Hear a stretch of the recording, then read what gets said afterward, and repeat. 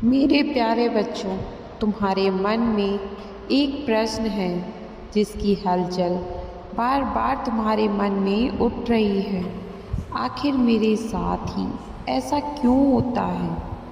क्या ईश्वर मेरे साथ गलत कर रहे हैं?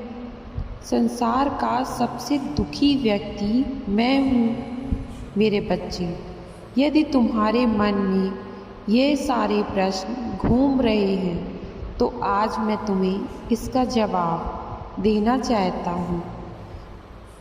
हर घटना के दो पहलू होते हैं मेरे बच्चे, एक अच्छा और एक बुरा। अधिकतर व्यक्ति किसी भी घटना के बुरे पहलू में सबसे ज़्यादा समझता है। उसके पीछे छुपे अच्छे कर्म को बहुत ही कम समझ पाता है। मेरे बच्चे, आज मैं तुम्हें एक ऐसी कहानी सुनाऊंगा जो तुम्हारी आंखें खोल देंगी। एक प्रेमी जोड़ा था जो एक दूसरे से बहुत प्रेम करते थे और वह हर दिन ईश्वर से यही प्रार्थना करते थे कि उनका विवाह हो जाए। ना जाने कितनी प्रार्थना, पूजा, व्रत किए, फिर भी उसके प्रेमी का विवाह किसी दूसरी लड़की के साथ हो गया और वह बस रोती रह गई।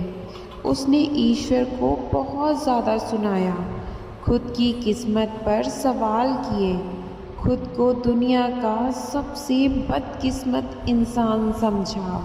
इसके बाद धीरे धीरे थोड़ा समय बीता और वह लड़की सरकारी नौकरी की तैयारी करने लगी। कठिन परिश्रम से 6 महीने में ही उसे सरकारी नौकरी मिल गई और अब वह बहुत खुश थी। एक दिन अचानक उसकी मुलाकात अपने पुराने प्रेमी की पत्नी से हुई, जो उसी अस्पताल में भर्ती थी जहां वह युवती निरीक्षण का काम करने गई थी। तब उसे मालूम पड़ा कि जिससे वह प्रेम करती थी वह बहुत बुरा इंसान है। शादी के कुछ ही दिन बाद वह अपनी बीवी को मारने और पीटने लगा था और इस बार तो इतना मारा था कि वो अस्पताल पहुंच गई और बहुत तरह तरह के नशे भी करता था। इसके साथ और कई लड़कियों को अपने प्रेम प्रसंग में उसने फंसा कर रखा हुआ था। जब उस युवती को पूरी सच्चाई का पता चला तब वह बहुत प्रसन्न हुई और ईश्वर को धन्यवाद किया कि आपने मुझे बचा लिया ऐसे राक्षस प्रवृत्ति के इंसान से।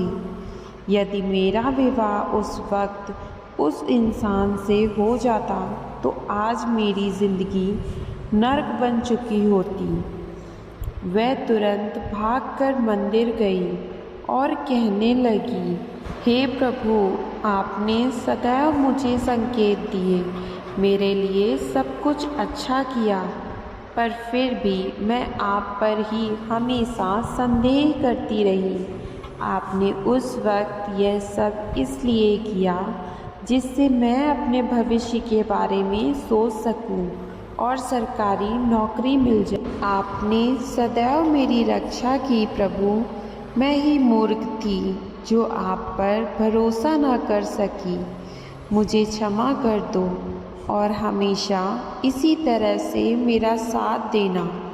इसी प्रकार प्रार्थना करके जब वह अपने घर गई, उसी दिन उसका विवाह पक्का हो गया और उसकी शादी उसी नगर के कलेक्टर से हो गई।